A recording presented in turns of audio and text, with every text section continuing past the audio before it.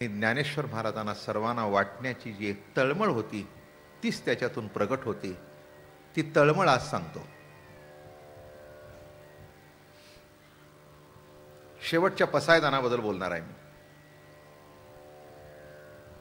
आणि तिथेच निवृत्तीनाथचा प्रसाद घेऊ आणि मग उद्यापासून नामदेव महाराजांच्याकडे वळू. कारण उद्या एकादशी आहे, त्यांचा उत्सव सुरू आहे आता, बरं का. म्हणजे पंढरपूरला सुद्धा नामदेव महाराजांचा उत्सव सुरू आहे. त्याचं कारण असं आहे की ज्ञानेश्वर महाराज आणि नामदेव महाराज ही सगळी एका काळची मंडळी. नामदेव बघता बघता ज्ञानदेव बघू, एकनाथ बघू, तुकाराम महाराज बघू, जसं वेळ मिळेल तसं बघूया. अमकच एक इतके दिवस सांगायचं असं नाही आहे, पण थोडंसं वाटतं एक एक एक एक एक एक संत तुमच्या पुढे मांडावेत. निवृत्तीनाथांचं एक आगळं वेगळेपण, तसेच आमचे काका सोपानदेव महाराज. मला नाही वाटत काका कधी आमचे काही बोलले असतील. दोघाशी एकरूप होऊन राहिले ते काका, सोपान काका आमचे एकरूप होऊन राहिले.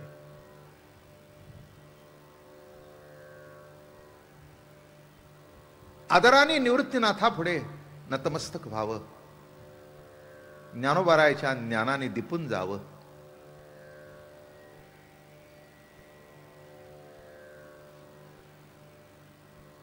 आणि हे परमार्थातले सोपान घडले म्हणजे पायरी.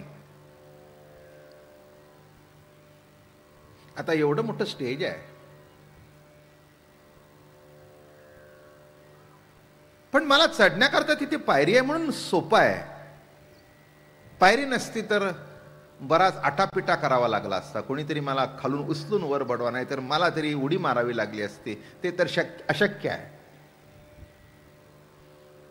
पण सोपान आहे, पायऱ्या आहेत, बर का. म्हणून वर यायला काहीही त्रास नाही. तसं वृत्तिरहित स्थान निवृत्तीनाथ, ज्ञानच देव ही प्रतीती ज्यांच्या रूपाने प्रगट झाली ते ज्ञानोबाराया. तेच ज्ञान कर्मातून प्रगट होतं, तो सोपान.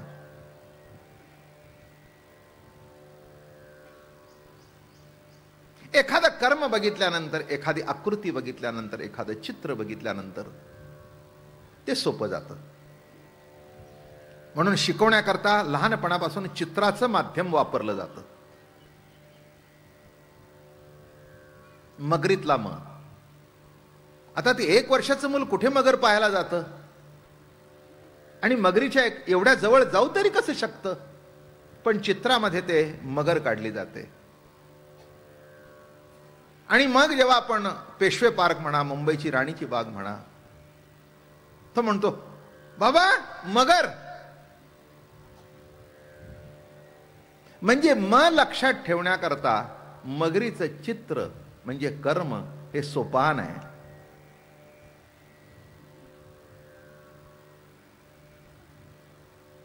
घड्याळातला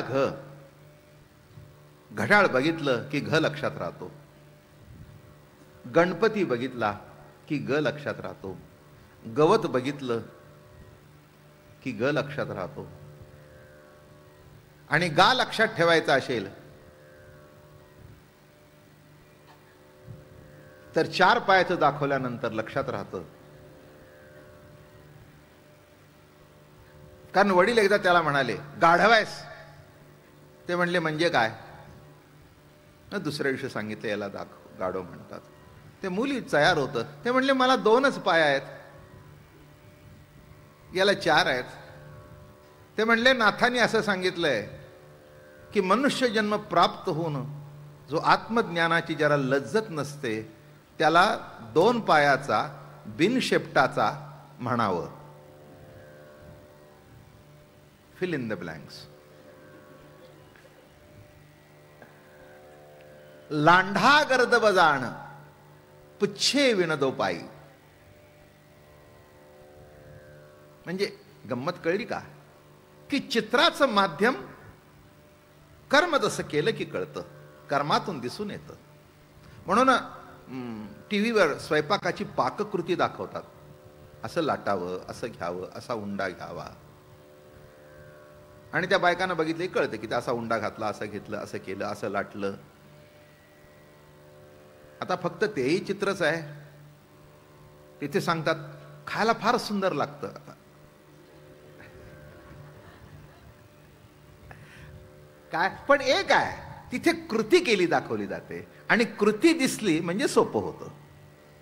तसं ज्ञान जरी असलं तरी ते ज्ञान जेव्हा कर्मातून प्रवाहित होतं तेव्हा ते सोपं होतं. म्हणून सोपान काका यांच्या आधाराने आपल्याला मुक्त अवस्थेपर्यंत पोचायचं.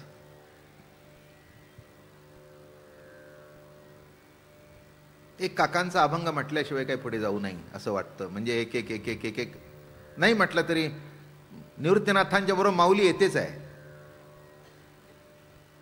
मुक्ताई काल थोडी आलीश, सोपान का काही बघू. मी नेणे भक्ती नेणे त्या मुक्ती, तुझ्या नामपंथी मार्गू मना. मी नेणे भक्ती. जो भक्ती करतो त्याला कळतच नाही मी भक्ती करतो. जो प्रेम करतो त्याला कळतच नाही मी प्रेम करतो. आणि जिथे कळून प्रेम केलं जातं त्याला नाटक म्हणावं. आणि जिथे न कळता होत असतं त्यालाच प्रेम म्हणावं, नाही का? जे प्रेम करतं त्याला कळत नाही मी प्रेम करतोय म्हणून. एखादा मूल म्हणतं आईला, आई ऐकू तू किती माझ्या मागे मागे फिरशील.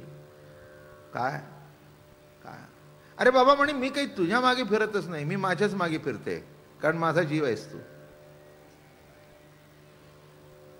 अरे बाळा मी तुझ्याकरता काही करतच नाही, तुझ्यातून मी माझं प्रेम असं भोगत असते. तुझ्यातून मी माझं प्रेम असं भोगत असते. उलथी आवडी आहे ही आवडी कशी आहे? प्रियोच्ची प्राणेश्वरी उलथे आवडीची सरोभरी, एकहारी एक अंगी एक अंगाचा. प्रियोच प्राणेश्वरीच्या रूपाने आपली आवड उलथी भोगत असतो. पूर्वीच्या काळी पुरुषही नटत होते आणि बायकाही नटत होत्या. सध्याच्या काळामध्ये पुरुष काही नटत नाहीत पण बायका नटतात. नटायलाच पाहिजे, हे चुकलंय असं काही मला वाटत नाही. जरीशी पातळ डाग दागिने वगैरे वगैरे वगैरे कमवतो हा आणि तिच्या अंगावर 25 तोळ्याचा हार घालतो. काय गंमत आहे नाही का? कमवतो हा, दागिना अंगावर तिच्या, याच्या अंगावर बुश शर्ट आणि तिच्या अंगावर 1000ची साडी. म्हणजे कळलं का? तिच्यावर ऐश्वर्य घालतो आणि तिच्याकडून आपलं ऐश्वर्य भोगतो.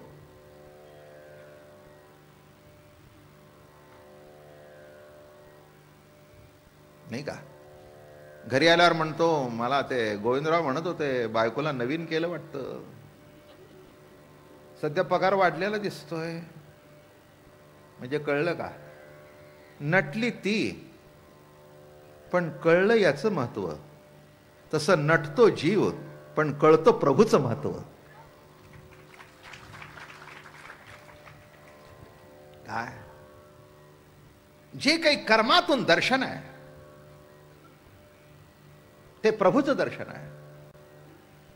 पण प्रभू अव्यक्त असल्या कारणाने सगुण जीवावर तो दागिने घालतो आणि आपापली प्रतीतीचा आनंद भोगतो. ज्ञानेश्वरीत एक फार सुंदर ओवी आहे. सुखे श्रृंगारलिया माणसा दर्पण लो. अर्जुना तू कोण आहेस? सुखाने श्रृंगारलेल्या माणसाला जसा आरशात बघितल्यानंतर तो आपला आनंद भोगतो, तसं माझ्या सुखाचा दर्पण म्हणजे अर्जुन. सुखाचा दर्पण म्हणजे अर्जुन. तसं ज्ञान आहे ते कर्मातून प्रगट होतं तेव्हा ते सोपं होतं बरं का. योगाचा नुसता सांगून जमत नाही, त्याची प्रक्रिया दाखवावी लागते. मांडी अशी घाला, असं बसा, अशी करा, असं करा, असं करा, असं करा. काय गुडघे असे टेका. काय म्हणजे कुणीतरी त्या कर्म कसं करावे सांगावं लागतं, तेव्हा तो योग जमतो. तसे असे दे सोपान काका.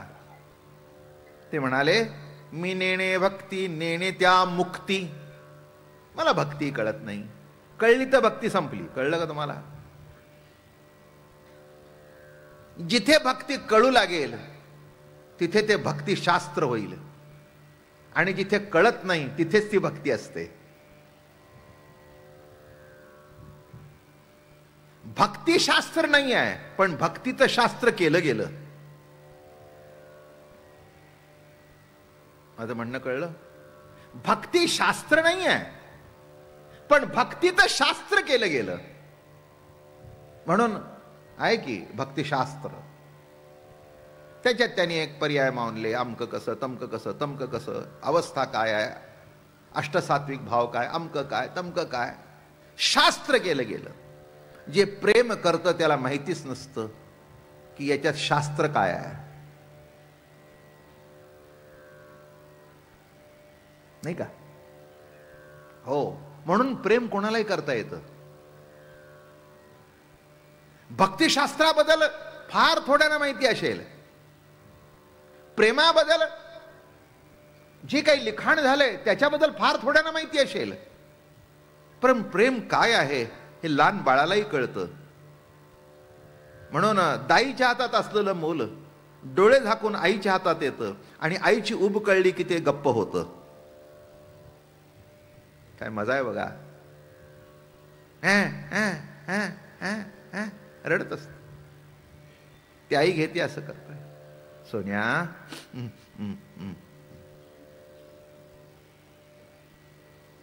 मी म्हटलं, राजा तुला कसं कळलं रे की तुझी आई आहे? ते म्हणले, मलाच कळलं नाही. मलाच कळलं नाही. पण ती ऊब इतकी मजेदार होती की ती ऊब म्हणाली ही आई आहे. ती ऊब म्हणाली, कारण ही ऊब आजची नाही आहे, पहिल्या दिवसापासूनची आहे. त्या उभीत राहिलो मी, त्या उभीमध्ये राहिलो, म्हणून मला माहिती आहे ती. म्हणून लक्षात ठेवा, काका म्हणतायत, मी नेणे भक्ती. मला भक्ती माहिती नाही. ज्याला कोणाला असेल त्याला ठीक आहे, पण मला माहिती नाही. आता भक्ती जर माहिती नाही तर मुक्ती माहिती नाही. हे एक आश्चर्य आहे. प्रत्येकाला विचारा, माणसं सांगतात मुक्ती करता परमार्थ आहे. बरं का, विषयी आहे, पामर आहे, मुमुक्षु आहे, आणि शेवटी मुक्त आहे. वेदांत शास्त्रामध्ये अशा पर्याय सांगितले जातात. एक विषयी आहे, एक पामर आहे, विषयात अडकलेला आहे, विषयाधीन झालेला आहे. मुमुक्षु आहे, मोक्ष इच्छा आहे, आणि एक मुक्त आहे. महाराज म्हणतात, मला मुक्ती माहिती नाही, कारण मी मुक्ती करता परमार्थच करत नाही. प्रभूची प्रेम प्रतीती अंतःकरणात प्रगट व्हावी म्हणून मी करतोय. मी काही मुक्ती करता नाही, भक्ती करताही नाही. लक्षात घ्या, भक्ती ही सहज अवस्था आहे, ती हृदयात प्रगट होणं महत्वाचं आहे. त्याच्या करता काही करणं चुकीचं आहे. या ज्ञान भक्ती सहजा भक्तू एक वटला मज. सहज अवस्था, सहज अवस्था. एखाद्याबद्दल आपल्याला प्रेम वाटतं, का वाटतं ह्याला उत्तर नाही. सहजता आहे, सहजता आहे. मला सांगा, इथे बसलेल्या काही लोकांना गुलाबजाम आवडतो, काहीला आवडत नाही. काहीला जिलेबी आवडते, काहीला आवडत नाही. याचं काही उत्तर आहे तुमच्याकडे? म्हणजे बा तसं काही उत्तर नाही, पण मुळापासूनच सहज सहज काही याला उत्तर नाही आहे. गुलाबजाम का आवडत नाही आणि जिलेबी का आवडते, बुंदीचे लाडू का आवडतात आणि बेसनचा का आवडत नाही, काही उत्तर नाही. एखाद्या माणसाला कोबीची भाजी आवडत नाही. का आवडत नाही? ते म्हणे आवडत नाही.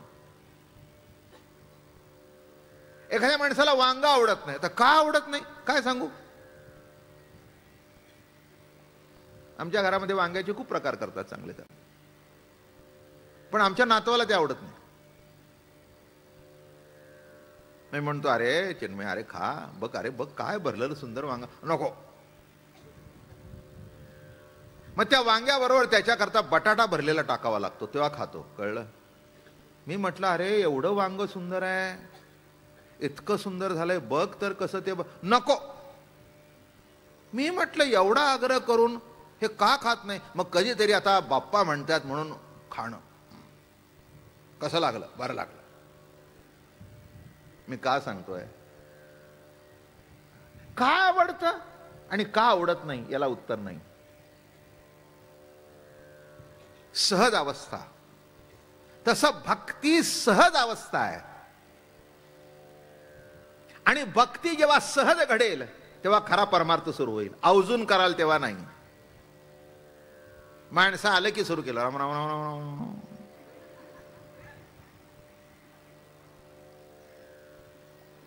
काही काही माहित नाही तुम्हाला.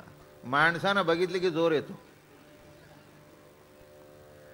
एरवी काहीतरी दुसरं करत असतं, पण कोणी माणूस आपल्याकडे बघतोय ना, आम्हाला की नाही माळ ओढल्याशिवाय बरं वाटत नाही. बरं, मणीच ओढ, देवाची ओढ राहू दे बाजूला. काय देवाची ओढ बाजूला राहू दे, फक्त मणीच ओढत राहा म्हणजे पुष्कळ झालं. तर काय सांगावं यानं. मी मागे तुम्हाला सांगितलं होतं ना, आम्ही मुंबईला राहत असताना, त्या अजूनही राहतोच मुंबईला, असं काही नाही, मुंबई काही सोडलेली नाही, हेडक्वार्टर आहे ते आमच्या सदाशिव गल्लीमध्ये. केव्हा तरी आम्ही आमच्या आईबरोबर लहानपणापासून भाजी बिजीला जायचं, गंमत म्हणून. नाही तर जाय नाही तर रस्ताच होता तो. किंवा गणपतीच्या मंदिरामध्ये तिथे जेव्हा कार्यक्रम असायचे तेव्हा सहज सदाशिव गल्लीमधून जायचं. तिथे एक व्यक्ती होती बघा, ती अशी लाल गोमुखी, म्हणजे अशी एल शेप, आणि त्याच्यातून हात घालून असा ते हात आतमध्ये घातलेला. आणि बाजारातून जाताना सुद्धा राम राम राम राम राम राम राम राम राम. वांगी कशी दिली म्हणजे चांगला आहे, मला काही त्याच्याबद्दल कॉमेंट करायचे नाहीत. राम राम राम राम राम राम. वांगी कशी दिली? 7 रुपये. 5 रुपये देत नाही का? वा पुढे. राम राम राम राम राम राम. नाही म्हणजे काय दिसतंय याच्यातून, नाही का? माळ घ्यायलाच पाहिजे आणि त्याचा हिशोब ठेवायलाच पाहिजे असं नव्हे. काही वेळेला माणसं म्हणतात मी 10 लाख जप केला. हिशोब ठेवलास, जप नाही केलास. हिशोब ठेवलास, जप नाही केलास, नाही का? मोजून मापून जेवणं हा भाग निराळा. पण मोजून मापून जेवणं घरातल्या मंडळींना आवडत नसतं. आपण जर म्हटलं ना, अहो किती मोजून जेवताय, खा की 1-2 घास जास्ती. म्हणजे जेवणाचे घास जसे मोजायचे नसतात, तसं प्रभूचं नाम किती करतो, कसं घेतो, किती आवडीने घेतो, किती घेतो, कुणाचा हिशोब आहे? ते काय बँक अकाउंट आहे का? अरे त्या वेश्येने एकदा रागव म्हटलं, तिला वैकुंठाचे दूत आले एकदा. आणि तुम्ही कसला हिशोब ठेवताय? कशाचा हिशोब ठेवता? हिशोब ठेवण्याचे म्हणून म्हणतायत मी नेणे भक्ती, नेणे मुक्ती. मला भक्ती कळत नाही, मला मुक्ती कळत नाही. बघा ना, काय त्या गणिकेचं उदाहरण जर आपण बघितलं, अहो काही नाही, एक साधा राघू पाळला, आयुष्यभर देह विक्री करण्यात गेलं. पण शेवटी माणसाला जीवाभावाला कोणीतरी लागतं, त्याशिवाय जमत नसतं. बघा, जीवाभावाचं कोणीतरी लागतं. भेटतं की नाही हा प्रश्न गौण आहे, पण लागतं एवढं खरं. म्हणून काही काही वेळेला माणसं माणसापेक्षा कुत्र्यावर प्रेम जास्ती करतात. आणि मग असंही सांगतात की माणसापेक्षा तो प्रेमळ आहे. तुमच्या बाबतीत नक्कीच तसं दिसतं.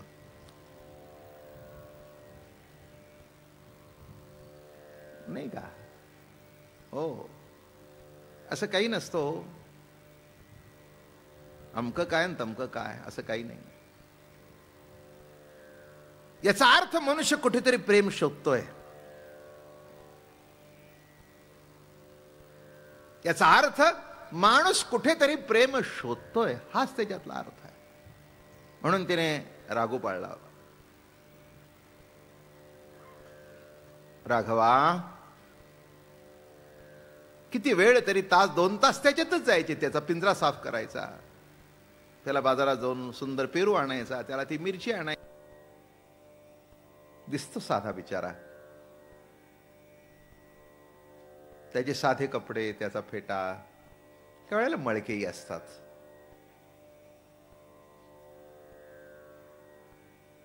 कपडे मलिन आहेत, पण वृत्ती स्वच्छ आहे.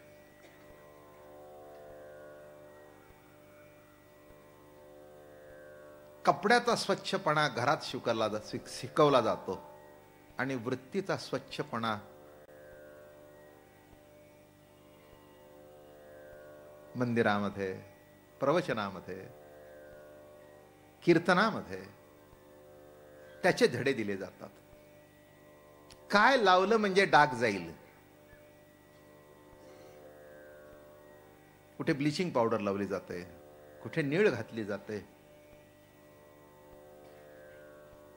बरं का, कुठे घासलं जातं. ज्यांना कळत नाही, एकाला मला आठवतं, एक गडी होता, त्याला कळत नव्हतं, त्याला डाग काढायला सांगितला.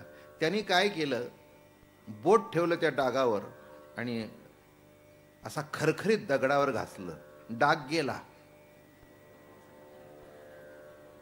पण कपड्याला मात्र भोक पडलं. मग तो दाखवू लागला, बघा डाग गेला.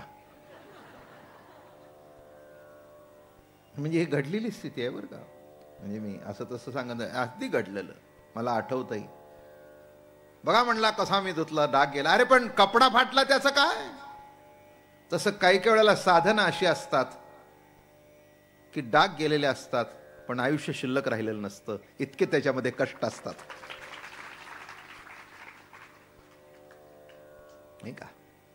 वेश्या तारिली व्यभिचारी, नाही का. ती तरी काय करणार, तिचा जन्म त्या घरामध्ये झाला होता. एक लक्षात ठेवा, कुणाचा जन्म कुठे व्हावा हे कुणाच्याच हातात नाही. काय कुणाची चूक आहे, कुणी कुठे जन्माला यावं, जन्माला आल्यानंतर काय करावं. आता मी एक सामाजिक विषय हा, ज्या वेश्या व्यवसायामध्ये मुली ढकलल्या जातात, त्या कुणालाही जायचं नसतं, पण कुठेतरी कुणाच्या तरी टोळीमध्ये सापडतात. मुंबई पुण्यासारख्या ठिकाणी नटी होण्याकरता येतात आणि आयुष्य बर्बाद होऊन जातं. कोणी नोकरीचं आमिष दाखवतं, कोणी कशाचं आमिष दाखवतं, आणि एकदा सापडल्यानंतर शेवटपर्यंत बाहेर पडेल ती भाग्यवान, आणि बाहेर पडली तर तिचा स्वीकार कोणी करत नाही, म्हणून तिथे जावं लागतं. अवघड आहे. म्हणून कोण कुठे आहे याची निंदा करू नये. आपल्याला देवाने सुरक्षित घरात ठेवलंय, याच्यातच त्याचे उपकार मानावेत, पण त्याची निंदा करू नये. म्हणून वेश्येबद्दल करुणा असावी, घृणा असू नये. करुणा असावी तिच्याबद्दल, की बाई पुढचा जन्म चांगला येऊ तुला. बघा काय गंमत आहे जीवनाची. कुणाला काय माहिती आहे कोण कुठे येतो. अरे बघून नवरा केला जातो, तो सुद्धा नालायक निघतो. काही काही नवरे सध्याच्या काळात सुशिक्षित असे आहेत की ते बायकांना भरी पाडतात वेश्या व्यवसाय करण्याकरता. सुशिक्षित कुटुंबामध्ये अशी परिस्थिती आहे. क्षमा करा, पण असं घडतं. म्हणून नावं ठेवण्याची काही कोणाला गरज नाही. करुणा करावी, देवाला प्रार्थना करावी की देवा त्यांच्या वाटणीला जीवन तसं येऊन देऊ नकोस, अशी ही गणिका. पण काय भाग्य आहे, नाही चांगल्या चांगल्याच्या तोंडाला नाम येत नाही, तिच्या तोंडाला राघव येत होता. तो पोपट पाळला. राघवा, राघवा, आत्ताच सांगितलं, पिंजरा साफ करावा, मिरची आणून द्यावी, आमका आणून द्यावं, पुष्कळ गोष्टी कराव्या, सुंदर सुंदर. चांगला फुगलेला होता तो राघव, खाऊन टर झाला होता. आतमध्ये जागा असेल तर सरकून घ्या, या आतमध्ये. पाऊस आलाय, या आतमध्ये जागा आहे, आतमध्ये आला तर जागा होते, आतमध्ये आल्यावर नक्की जागा होते, उजव्या हाताला डाव्या हाताला जागा नक्की होईल. आणि असा तो राघवाची उपासना सुरू झाली. करत करत करत एक दिवस असं घडलं की तिचा अंतकाळ जवळ आला. अंतकाळ जवळ आल्यानंतर त्या राघवाकडे बघावं, म्हणावं, राघवा, उद्यापासून तुला कोण रे पेरू देईल? राघवा, उद्यापासून तुला कोण रे आंघोळ घालील? अरे राघवा, उद्यापासून तुला पाणी कोण रे पाजणार?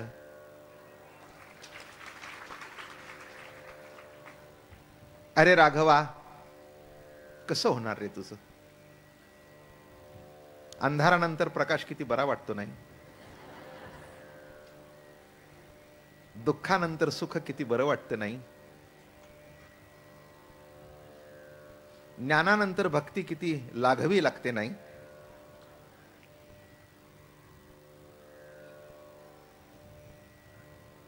काय मजा होती. वेश्या व्यवसाय करणारी, मुखामध्ये नाम. याचं उत्तर एकच आहे की पूर्वजन्मामध्ये काहीतरी नक्कीच सुकृत केलं असलं पाहिजे. एक भाग असा होता देहाचा की नको तिथे गेली, आणि एक भाग असा होता की शेवटी सुद्धा देव आठवला.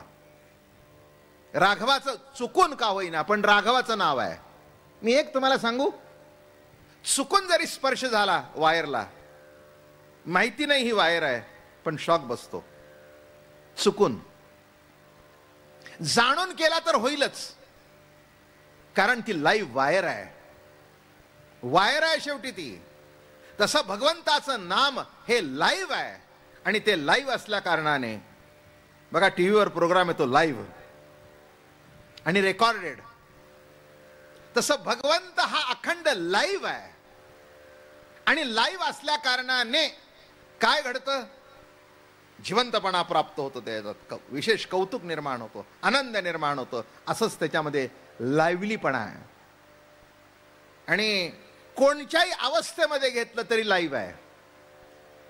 आणि म्हणून राघवा, अरे राघवा, अरे राघवा, तुझं कसं होणार? असं म्हणत म्हणत म्हणत अंतकाळ आला, आणि तिथेच शेवटचा श्वास घेतला. राघवा, राघवा, राघवा, राघवा, राघवा, राघवा, राघवा, राघवा, राघवा. वेश्या होती ना, यमदूत आले, धावत आले. जबरदस्त मोठं गिराईक होतं यमा करता. म्हणजे त्या दिवशीच्या नंबर 1 ला नाव होतं ते. पापी, देह विक्री करणारी, कुलटा, असं नाव लागलेलं होतं तिथे. हजेरी लावली नव्हती पावसाने. हा, हजेरी लावावीच पाहिजे. अरे जिथे यज्ञ चालतो तिथे पावसाचा वर्षाव हा देवाचा प्रसाद मानला जातो, हे कृपा मानली जाते. अब्जावधी रुपये खर्च करा, एक थेंब पडणार नाही. काही खटपट न करता पडतंय, देवाची कृपा आहे. आलं का लक्षात? हो, पाऊस सुद्धा वर्षाव आहे, हा देवाची कृपा आहे. असो, आणि किती मोठा आनंद घडला. इथे यमाच्या पापाचा वर्षाव होत होता, आणि तिथे कृपेचा वर्षाव होत होता. त्याला माहिती नव्हतं की पुण्य किती जोडतं. एकदा नाम घेतल्यानंतर अवचटे ज्याच्या मुखा बाहेरी, ज्यासी म्हणे तुझं देव तारी. अवचटे, चुकून जरी भगवंताचं नाम घेतलं तर तुमचं जीवन कृतार्थ होऊन जातं. आणि असं घडलं. आले यमदूत. मी सोपान मार्ग सांगतोय, शेवटी नामाचाच मार्ग सोपा आहे. आणि तिथे तेच म्हटलंय, तुझ्या नामपंथी मार्गू माझा. मी नेणे भक्ती, नेणे मुक्ती, तुझ्या नामपंथी मार्ग म्हणा. मला जो मार्ग सापडला तुझ्या नामपंथाचा सापडला. आणि म्हणून सोपा, म्हणून सोपान झालं. बाबा आले यमदूत, देहाने पाप केलं होतं. इथे अजून एक गोष्ट आठवली, जाऊ दे आता नाही सांगत. एक साधू आणि एक वेश्या समोरासमोर राहत होते.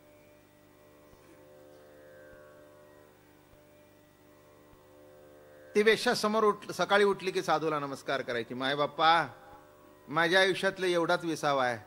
नको त्यांची तोंड पाहावी लागतात, नको त्याच्या हातात हात द्यावा लागतो, नको तिथे देह अर्पण करावा लागतो. पण माझ्या जीवनाचं एवढंच पूर्वजन्मीचं सुकृत की संत मायबाप तुम्ही माझ्या समोर आहात. त्यांनी हात जोडा आणि यांनी समोर बसून तिच्या दारातले जोडे मोजावेत.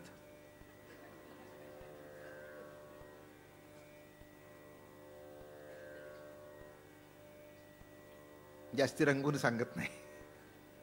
शेवटी असं घडलं की दोघे एका वेळेला मेले.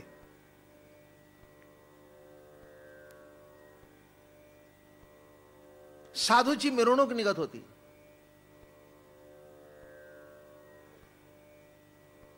आणि हिचा देह उकिरड्यावर पडला होता. पण तिला विमान न्यायला आलं होतं. तेव्हा तिथे एकाने विचारलं देवाला, देवा हे असं का? हा साधू नरकात गेलाय आणि देहाची मिरवणूक आहे. त्याच्या म्हणले देहाने पाप केलं नाही, पण मन पापात होतं. देह शुद्ध होता म्हणून देहाची समाधी. हिच्या देहाने पाप केलं होतं पण मन संताजवळ रमत होतं म्हणून तिचा उद्धार. काय समजा ते समजून घ्या. गोष्ट खरी का खोटी इतक्या तपशिलात जाऊ नका.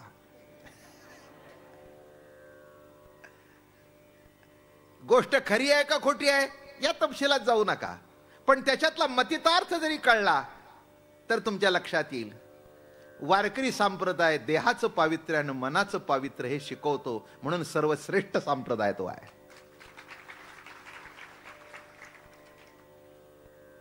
काय खावं सांगतो त्याबरोबर काय खाऊ नये हेही सांगतो. काय करावं हे सांगतो त्याबरोबर काय करू नये हेही सांगतो. हेच त्याच्यातलं वैशिष्ट्य आहे. आणि इथे यमदूत आले, लावला फास ओढायला. तितक्यात विष्णुदूत आले. ओ म्हणले काय खालच्या ऑफिसची माणसं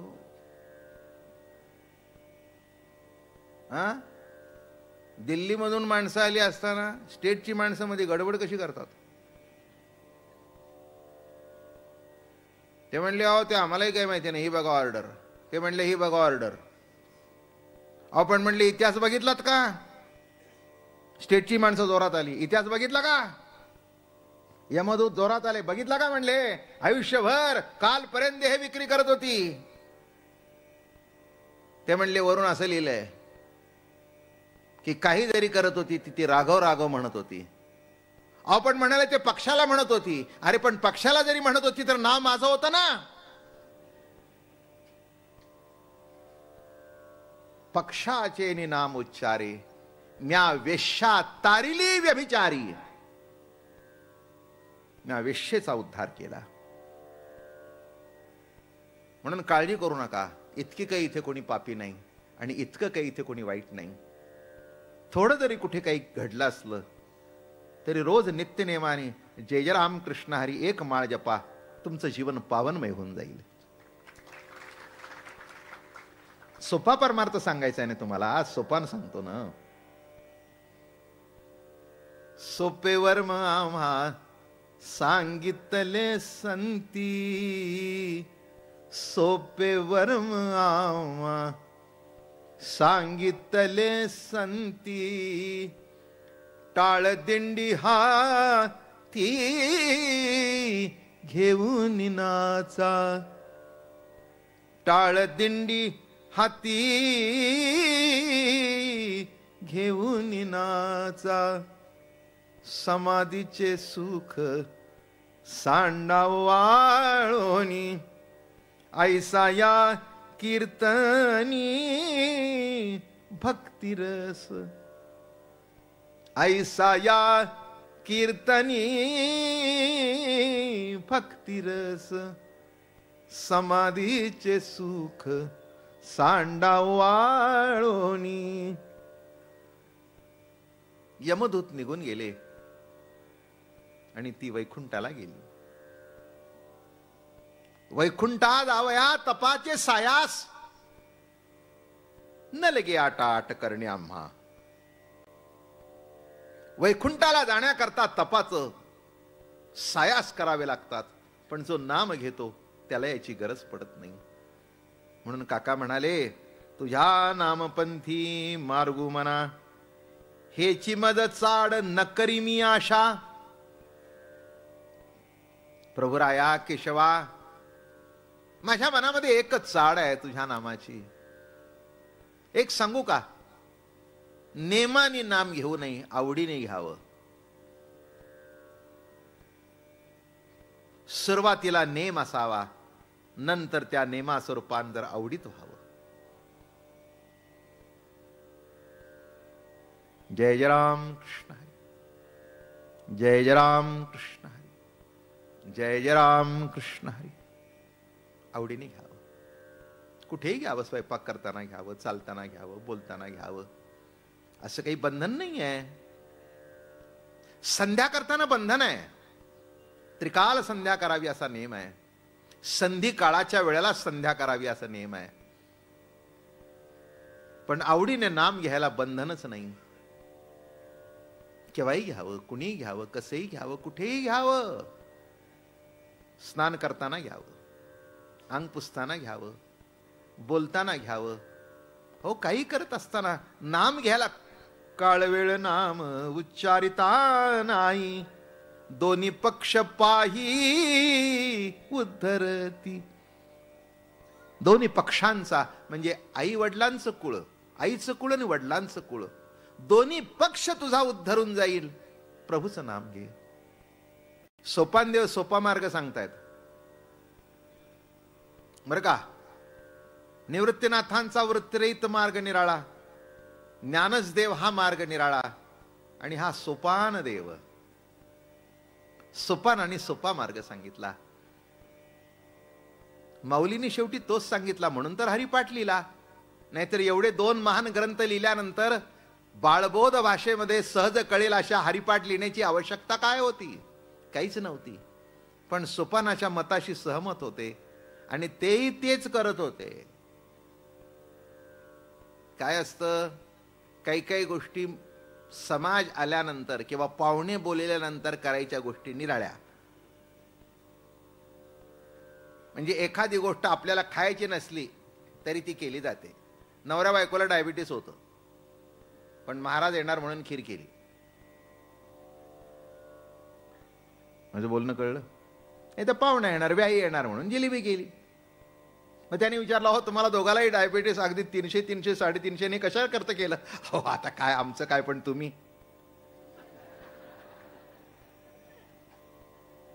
आमचं काय अहो, पण पाहुणे आल्यावर करावं लागतं ना. तसं जगाकरता अमृतानुभव.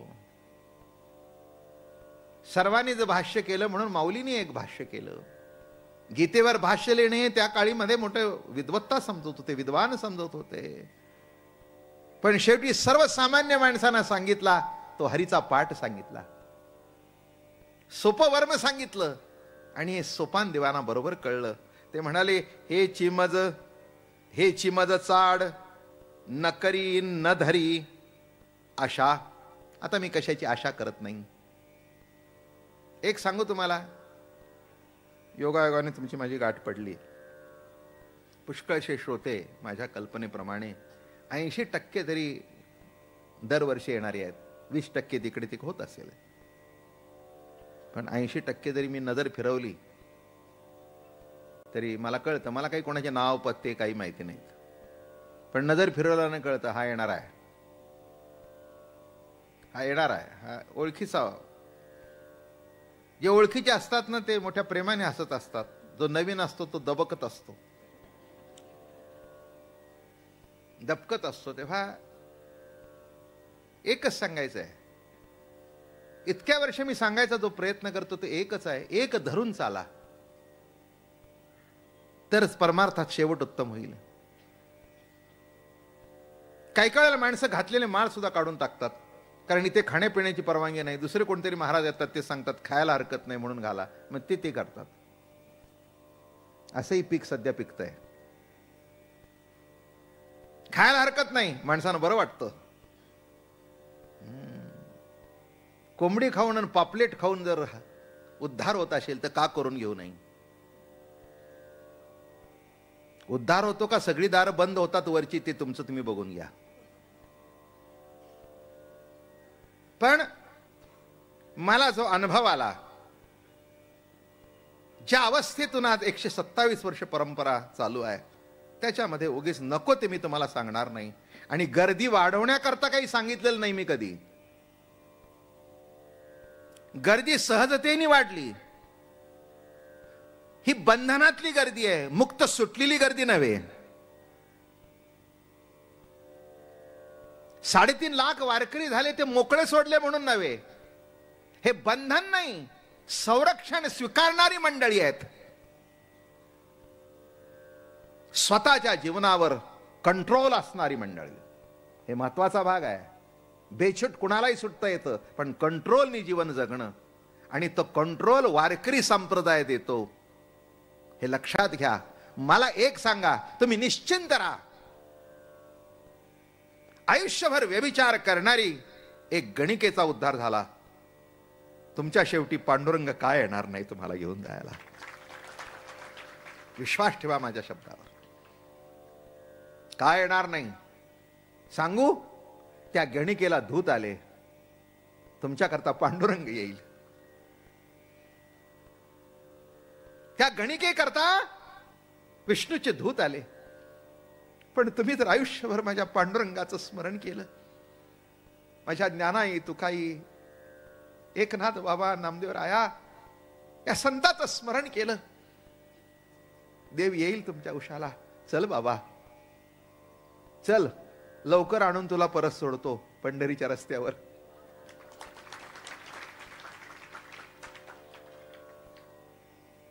आत्ताच कळलं का वर तुम्हाला? आम्ही भक्ती मागितली नाही, मुक्ती मागितली नाही, फक्त सेवा मागितली.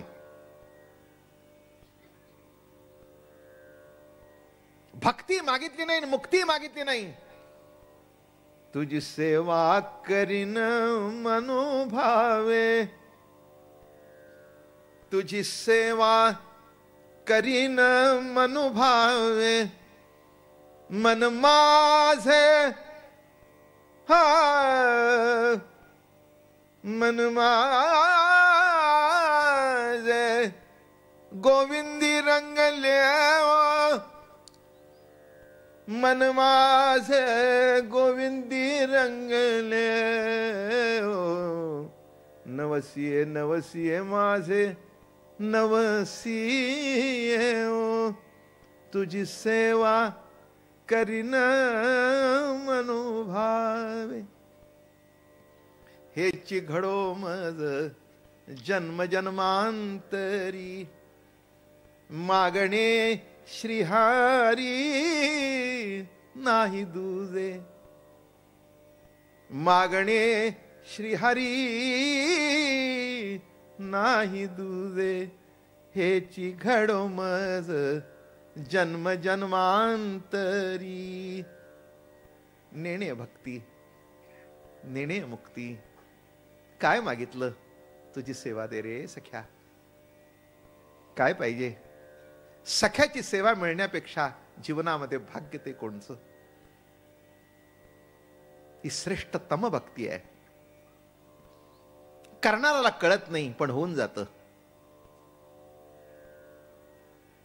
आयुष्यभर जी भाकरी करते ती भाकरी करत नाही, सहज होऊन जाते. सहज होऊन जाते. हात सहज वळतात, पोळी सहज होते. तुम्ही गोल केला तर त्रिकोण तरी होतो, नाही तर चौकोन तरी होतो. पण तिचा हात फिरू लागला की गोल आपोआप होतो. साधा हात फिरला सरावानी तर पोळी आपला आकार बदलत नाही. तसं आयुष्यभर जर प्रभूचं नाम घेतलं तर तुमच्या जीवनाचा आकार सुद्धा बदलणार नाही. किंबहुना त्याला प्रभू प्रेमाचा आकार प्राप्त होईल, आकार प्राप्त होईल. आणि त्या आकारातून राम आकार घेईल, त्या आकारातून कृष्ण आकार घेईल. आणि असा आकार घेता घेता हरी जो हरण करणार आहे त्याच्या चरणाशी निराकार होऊन जाल. पुंडलिकावर दे हरी विठ्ठल. श्री ज्ञानदेव तुकाराम विठ्ठल विठ्ठल विठ्ठल विठ्ठल विठ्ठल विठ्ठल विठ्ठल.